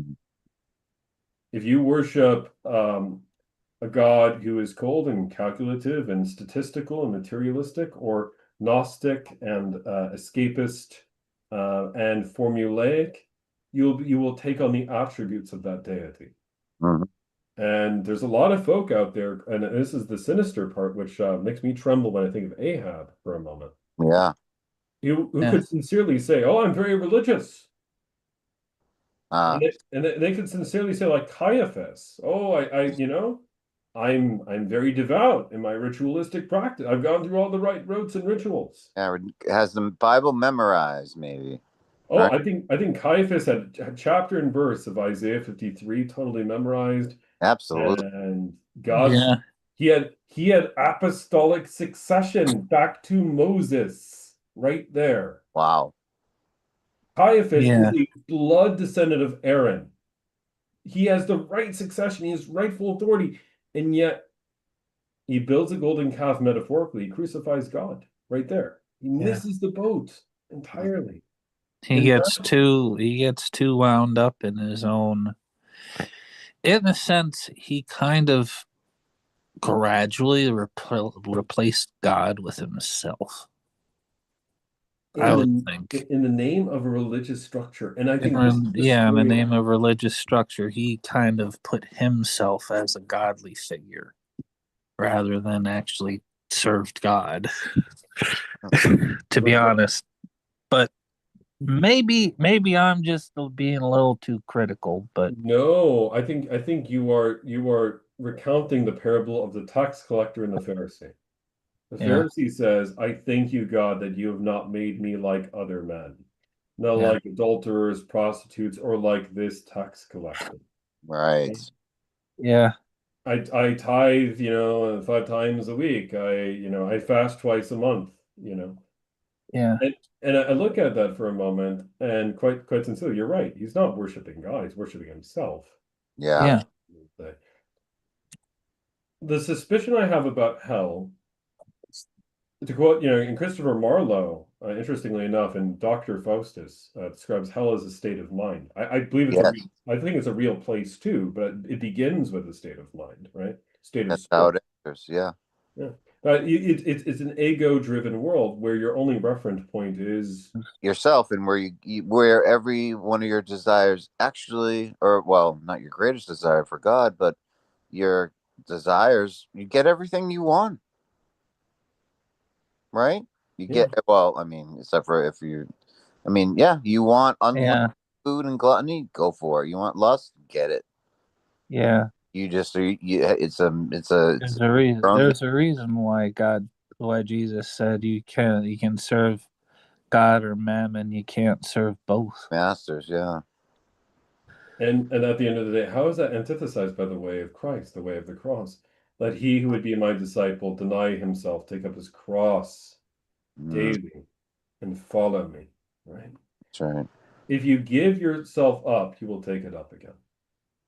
The longer I cling to my way, my thoughts, my actualization, I'm never going to receive him. Yeah, because it never belonged to you. Nothing. And I was thinking about this recently with a Yeah, very old Anglican priest who became more syncretic as time went on, Alan Watts. But he said recently, I was listening to one of his lectures, and he said something like, "Yeah, well, the problem comes is when you see your relationships, your past relationships, and all these things, and the suffering comes is when you see them as yours and not to God's. They were yeah. never yours. That person was never yours. They were God's." And so, You can't take anything in this world with you right, once you die, that's exactly right. So, except your soul. except your Yeah. soul. Once your soul goes, you it leaves this plane and it can't. That's why it can't bring any physical stuff with it. So I mean, money doesn't matter. Material stuff definitely doesn't matter. Uh, I mean, at least in a heavenly sense, you know. It's as if when God heals the heavens and the earth, right? The word for a new Yeah, heavens and new earth does not mean in the Greek um, neos, as in neo from the Matrix, brand new, like destroying it, building a new one. It's kainos in the Greek, to heal, to mend. It's as if when he raises us physically on the last day in a deathless form like our Lord, yeah. what materially matters to us will return to us. But I think 90% of what materially will return to us will be that which will be most important and not what we assume to be important right now. I think it would probably be, I mean, for me, it would be like you're being reunited with your family. Bingo. Uh, Because It's people relationship, you love. yeah, yeah. Love cannot be experienced in isolation. Is Yeah. God is relationship. God is a Trinity. God is a Trinity. Have we ever thought that God has never ever been lonely a single day of God's existence? The Holy Trinity, the Father, the Son, the Holy Ghost, have been endlessly surprising each other in love for all time and beyond time. And that's how we're called to live with each other. That's why relationship, that's where we find the center of love. Hell is isolation par excellence. Heaven is Yeah. family reunion. And all the baggage is taken to the cross and healed and mended. Yeah. Yeah. Where we're all able to be who we are and who we're meant to be. Amen. Yeah. I'll say it's beyond powerful and beyond poignant. That. Let me ask here for a moment. My beloved, how are you doing? All right. All right. Well, I'll tell you what, dear. If you're able to get the curry started, I'll be good. I'll just conclude here on the Paternos there. How about that? All right. Well, my friends, I'd usually take prayer requests tonight, but I believe my beloved is certainly in need of much rest tonight. I want to make sure I give her the time that she needs in fullness. Absolutely. But Okay. but Yeah. before I end on the Our Father here, I want to center our hearts in receiving the living God and receiving the Lord, knowing that whatever request we have tonight for each other, whatever intention we have for each other, whatever prayer we were going to vocalize here, okay, that prayer is precious before God. The Lord knows exactly what you are carrying right now. The Lord knows exactly what you are wrestling with. The Lord knows exactly what you are hoping and what you are dreaming for. And the Lord has not let you go. The same God of Elijah, the same Lord who parted the waters from Moshe, the same God who became an infant in Bethlehem and died for my sins and yours, he is in our midst. Christ is in our midst. And as Elijah said tonight, we have every reason to say with him, do not be afraid. Father, I thank you for those who are gathered here tonight, those who have joined, those who could not make it but are still with us, those who have gone on home before us. We thank you for their witness. We thank you for their love. We thank you that you've gathered us as one family. Lord, help us to be witnesses of this love.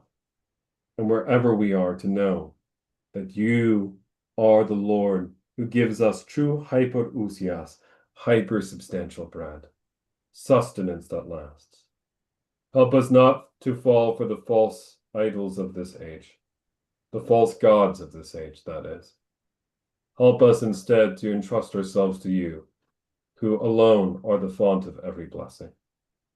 And therefore, for all of our intentions, which are known as well to you as every hair on our heads, and known as intimately as the thoughts that pass through our hearts, to the throne of love, to the throne of Christ, we unite our prayer with his, as he has taught us to boldly pray.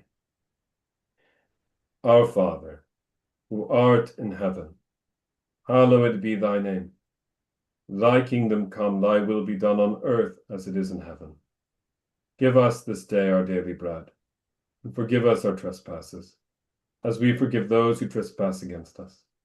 And lead us not into temptation, but deliver us from evil. For thine is the kingdom and the power and the glory, forever and ever. Amen. Amen. Amen. All right, the peace of the Lord be with you all. All right, you too. Thank you, guys. Good night. Love you, fam. Good night. Blessings to you. And man, we have a lot of Blessings. great adventures still to catch up on. Oh, Thanks. I'm hoping to be able to go to the carriage house with you if you're coming up and I am eager to grab food with you at the carriage house. I'll give you a text message, manana. I'll see what's going on, man. Okay. But dude, I would love to, man. I need that for my sanity. All right, that'd be great. All right, Dennis. Have a good night. So dude, blessings, Sleep well. brother. Biggest of hugs, man. Biggest of hugs. Love you too. Love you Bye. too. Right on. Huzzah.